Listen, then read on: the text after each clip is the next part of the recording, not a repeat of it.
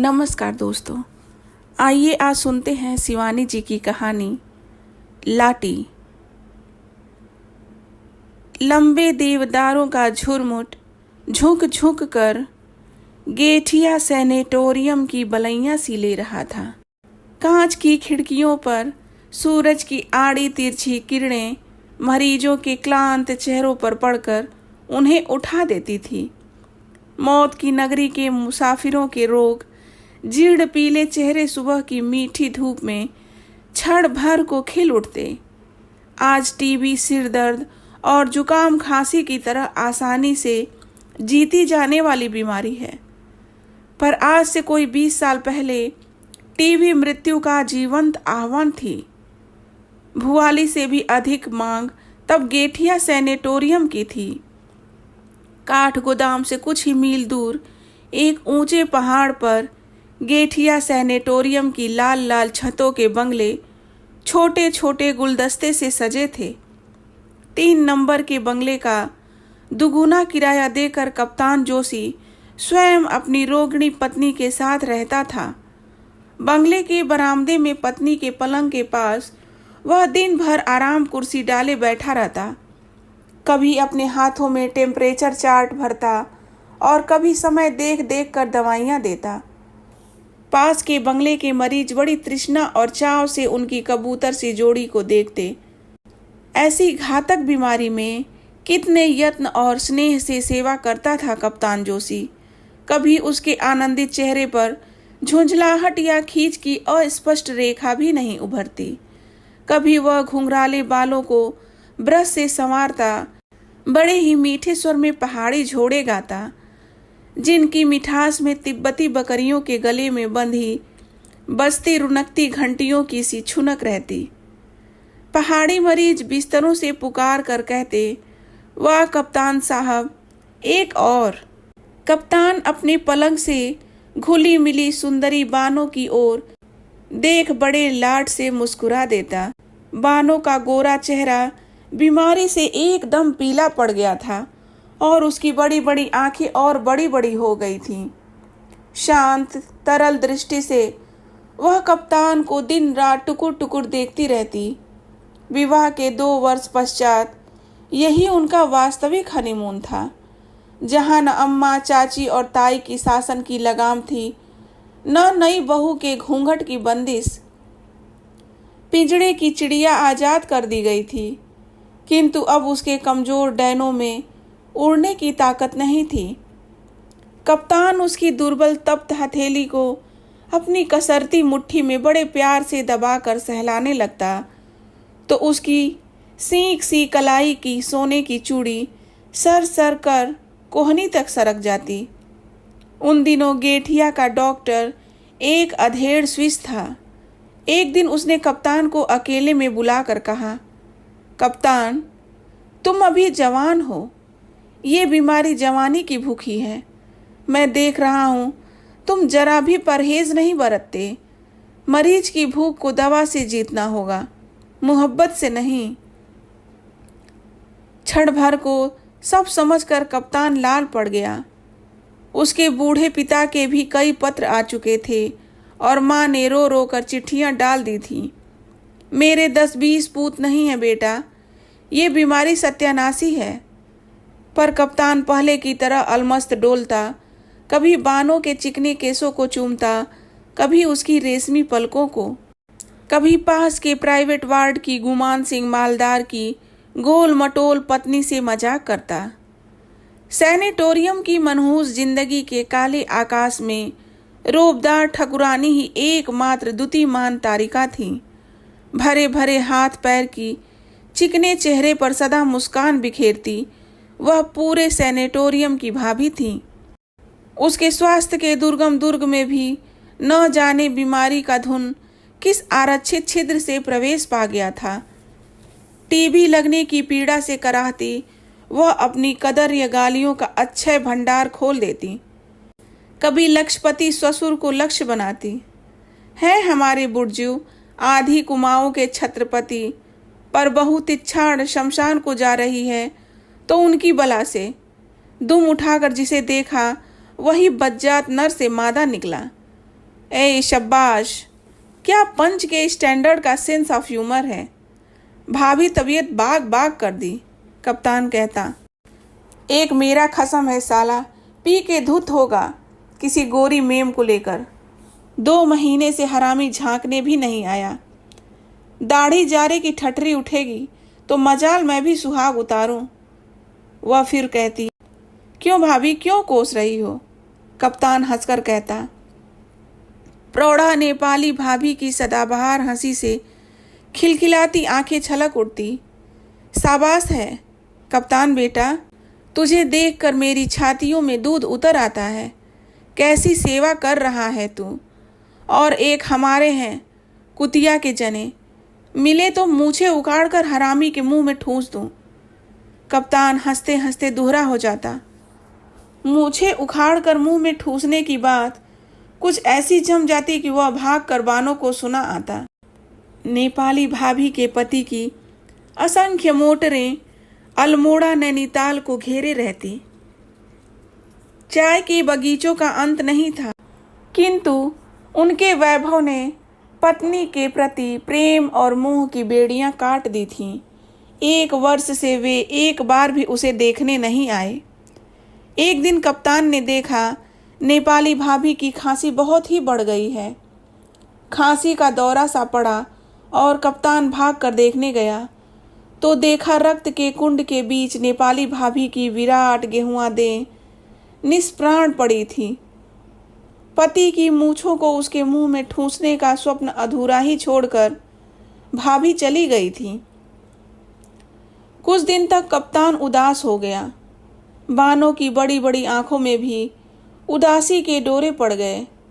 जब ऐसी हंसती खेलती लाल लाल भाभी को मौत खींच ले गई तो हड्डियों का ढांचा मात्र बानो तो हवा में उड़ती रुई का फाहा थी। भाभी की मौत आकर जैसे उन दोनों के कान में कह गई थी कि जिंदगी कुछ ही पलों की है। उन अमूल्य पलों के अमृत स्वरूपी रस की अंतिम बूंद भी उन दोनों को छोड़ना मंजूर न था। नित्य निकट आती मौत ने बानों को चिड़चिड़ा बना दिया, पर जैसे इकलौते जिद्दी दुर्बल बालक की हर जिद को स्नेहमयी माता हंस खेल कर झेल लेती है, वैसे ही कप्तान हठीली बानों की हर जिद पूरी करता। कभी वह खिली चांदनी में बाहर जाने को मचलती तो अपने खाकी ओवरकोट में उसे लपेटकर अपनी देह से सटाए लंबे चीड़ की छाया में बैठा रहता। बानो को विवाह के ठीक 3रे ही दिन छोड़कर उसे बसरा जाना पड़ा था। उन 3 दिनों में खाकी वर्दी में कसे 6 फूटे शरीर और भूरी भूरी मूछों को देखकर बानो उसे जितना ही कटी कटी छिपी फिरती, वह उसे पाने को उतना ही उन्मत्त हो उठता। उसे देखते ही वह अपनी मेहंदी लगी नाजुक हथेलियों से लाज से गुलाबी चेहरा ढांक लेती। दूसरे दिन बड़ी कठिनता से कप्तान उसके मुंह से धीमी फुसफुसाहट में उसका नाम कहलवा पाया था। बहुत धीमे स्वर में ही प्रणय निवेदन की भूमिका बांधनी पड़ी थी, क्योंकि पास के कमरे में ही ताऊ जी लेटते थे। क्या नाम है तुम्हारा? उसकी तीखी ठुड्डी उठाकर कप्तान ने पूछा था। बानो। उसके पतले होंठ हिलकर रह गए।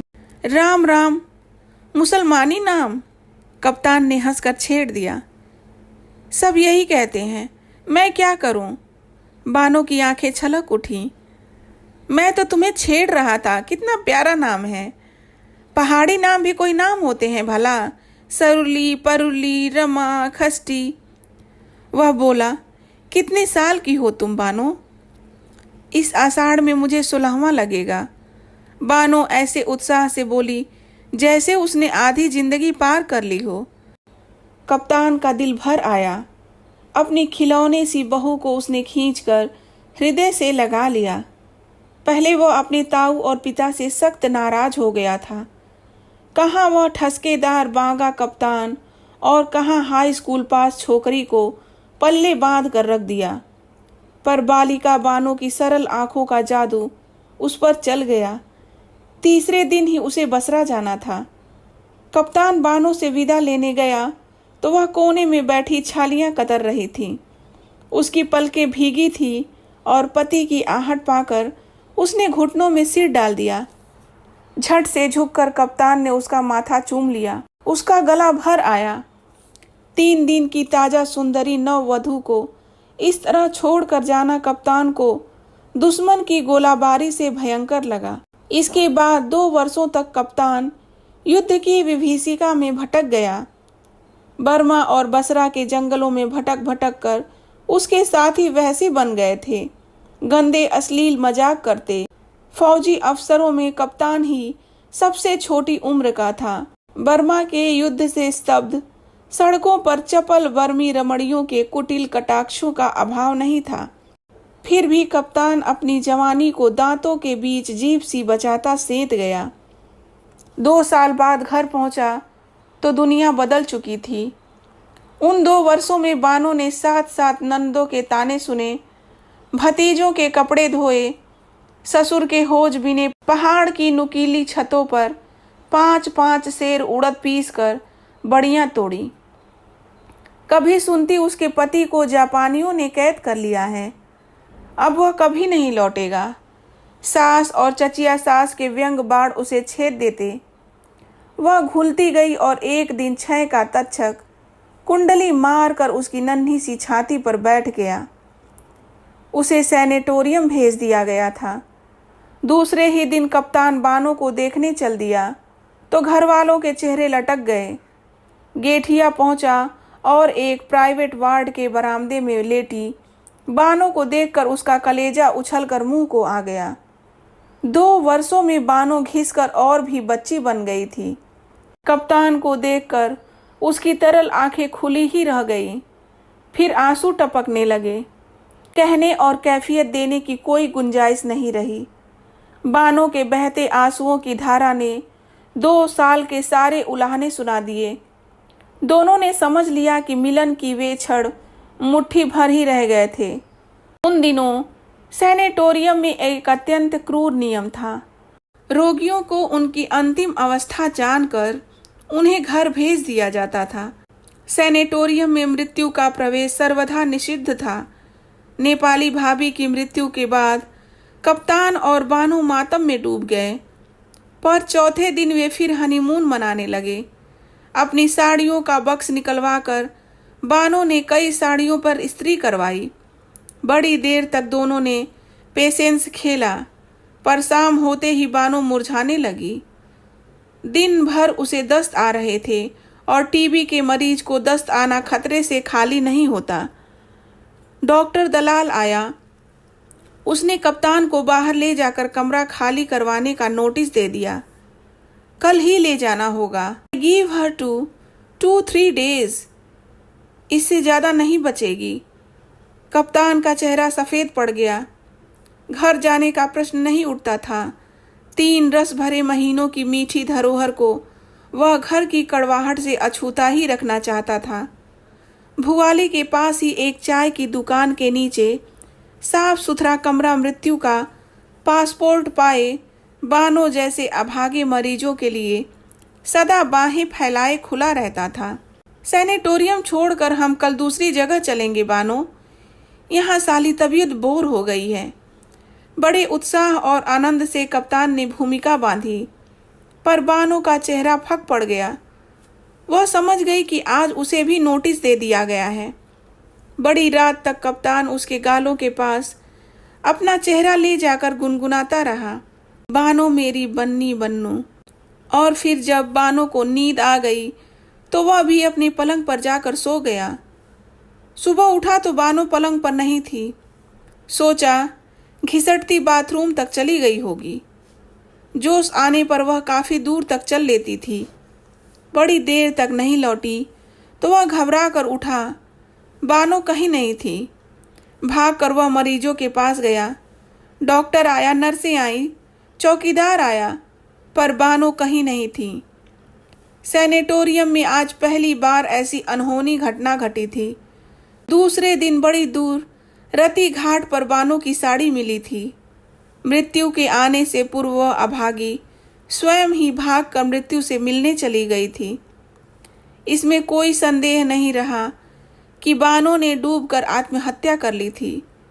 शोक से पागल होकर कप्तान उसकी साड़ी को छाती से चिपटाए फिरता रहा। किंतु मर्द की जवानी जाड़े की भयंकर लंबी रात के समान है, जो काटे नहीं कटती। एक ही साल में उसका फिर विवाह हुआ। अब के ताऊ और पिता ने खूब ठोंक पीट कर बहू छांटी। ऊंची अगली, गोरी और एमए पास। कप्तान की नई पत्नी के पिता थे मेजर जनरल। 40 तमगे लगाकर उन्होंने कन्यादान किया तो कप्तान बेचारा सहम कर रह गया। प्रभा इकलौती लड़की थी। फिर दूजू की बीवी थी, जो बादशाह की घोड़ी से कम नहीं होती। उसके 100 नखरे उठाता कप्तान। हंसना, खिलखिलाना और मौज मस्तियाँ सब भूल कर रह गया। 4 साल में कप्तान को 2 बेटे और 1 बेटी देकर प्रभा ने धन संचय की ओर ध्यान लगाया। 16 सालों में कप्तान के बैंक बैलेंस में रुपयों और नोटों की मोटी तह जमा कर दोनों नैनीताल घूमने आए। कप्तान की थोड़ी सी तोंद निकल आई थी। चेहरा अभी भी मस्ताना था, पर मूछों में अब वो ऐंठ नहीं रह गई थी। कनपट्टी के आसपास बाल सफ़ेद हो चले थे। 2 जवान लड़कों को कमीशन मिल गया था। बेटी मिरांडा हाउस में पढ़ रही थी। नैनीताल आकर कप्तान के दिल में एक टीस सी उठी। काठ गोदाम से चलकर गेठिया दिखा और वह गुमसुम सा हो गया। नैनीताल के ग्रांड होटल में दोनों टिके। प्रभा बोली, चलो डार्लिंग, पहाड़ का इंटीरियर घूमा जाए। भुआली चलें?